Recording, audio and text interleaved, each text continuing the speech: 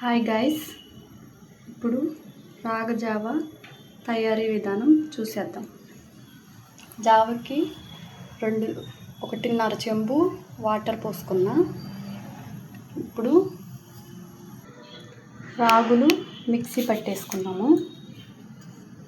ఇప్పుడు కొంచెం రాగిపిండి వేసేసుకొని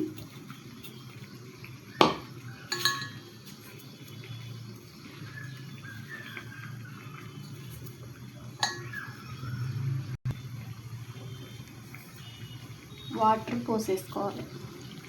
బాగా కలుపుకొని ఎసుట్లో వేసుకోవాలి. నేను కొంచెం సాల్ట్గానే వేసుకుంటున్నా.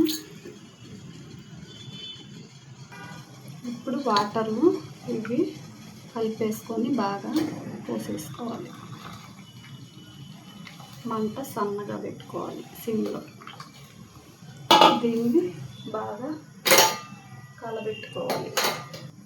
చూడండి, ఇలా కలబెట్టుకోవాలి, లేకపోతే ఉండగట్టేసింది.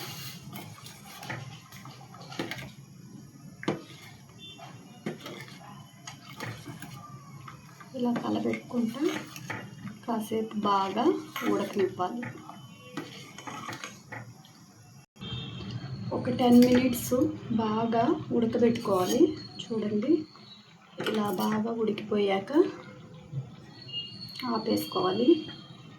జావమ్మటి పాలైనా మజ్జిగతో అయినా తీసుకుంటే చాలా బాగుంటుంది.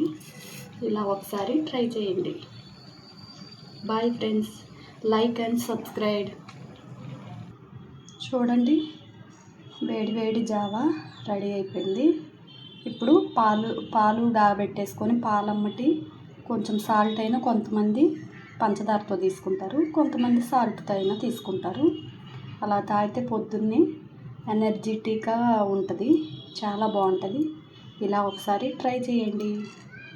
బాయ్.